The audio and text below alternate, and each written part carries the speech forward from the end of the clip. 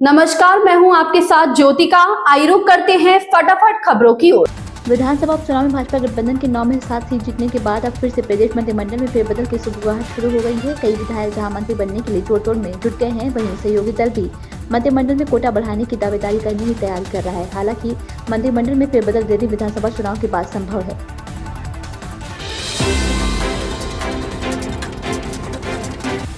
उपराज्यपाल वीके सक्सेना की अध्यक्षता में डीडीए बोर्ड की बैठक में जहां झुग्गी वहीं मकान योजना के तहत इन सीटों पर निवास नीति को अधिक व्यवहारिक और क्रियान्वयन योग्य बनाने के लिए कई बड़े बदलाव किए गए हैं। डीडीए ने झुग्गी पुनर्निवास नीति में व्यापक बदलाव को मंजूरी दी है। इन सुधारों ने झुग्गी वासियों को सम्मानजनक आवास का अधिकार मिलेगा और शहर में किफायती आवास और वाणिज्यिक स्थानों का विकास होगा। विधानसभा चुनावी मोड में आई प्रदेश भाजपा चुनाव की तैयारी में कोई कसर नहीं छोड़ना चाह रही है। विशेष रणनीति के तहत हर मोर्चे पर आम आदमी पार्टी को घेरने के लिए भाजपा ने कई कमेटियों का गठन किया है। सभी कमेटियां विधानसभा चुनाव तक रणनीतिक तौर पर आम आदमी पार्टी और कांग्रेस को हर मोर्चे पर घेरेंगी।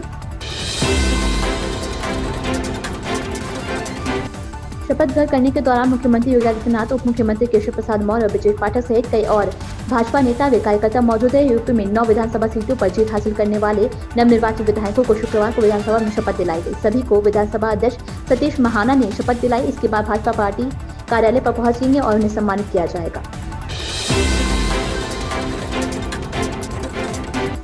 मौसम विभाग का पूर्वानुमान है कि शुक्रवार को हल्का कोहरा व धुंध छाई रहेगी। ऐसे में अधिकतम और न्यूनतम तापमान क्रमशः 26 व 10 डिग्री सेल्सियस के आसपास रहेगा। पहाड़ों की हवा ने मैदानी इलाकों में असर दिखाना शुरू कर दिया है। बृहस्पतिवार को लोगों को गुलाबी ठंड का एहसास हो, वहीं हवा की दिशा बदलने से कोहरा छाया रहा। ऐसे में सफदरगंज हवाई अड्डे पर दृश्यता सुबह 7:30 बजे 600 मीटर दर्ज की गई।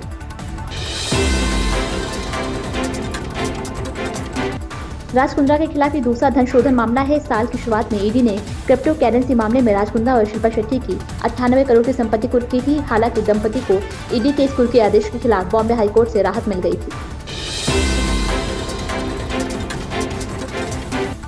बीजेपी प्रदेश अध्यक्ष मदन राठौर को जान से मारने की धमकी मिली है। अनजान कॉलर ने दिल्ली के आवास पर राठौर के व्यक्तिगत मोबाइल पर 5 बार कॉल करके धमकी दी। मामले की जांच पुलिस ने शुरू कर दी है। संजय राउत ने कहा कि लोकसभा चुनाव के बाद उनके चेहरे की रौनक चली गई थी, लेकिन विधानसभा चुनाव के बाद वे रौनक वापस आ गई है। ये सब ईवीएम का कमाल है। एक त्रिमूर्ति मंदिर बनाया जाना चाहिए, जिसमें मध्य में ईवीएम और एक तरफ प्रधानमंत्री और दूसरी तरफ अमित शाह की प्रतिमा होनी चाहिए।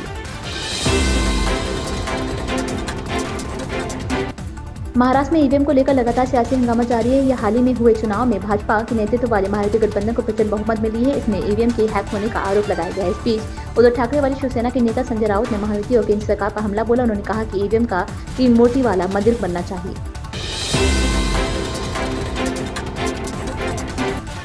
राजधानी लखनऊ की जिस जहरीली हवा में हम सांस ले रहे हैं, वे हमारे दिल को बीमार बना रही है। हवा में मौजूद PM 2.5 समेत अन्य रसायन सांसों के जरिए खून में मिलकर दिल को उतना ही नुकसान पहुंचा रहे हैं जितना हाई कोलेस्ट्रॉल और अनियंत्रित डायबिटीज पहुंचाती है। इन खबरों में बस इतना ही। बने रहिए हमारे साथ।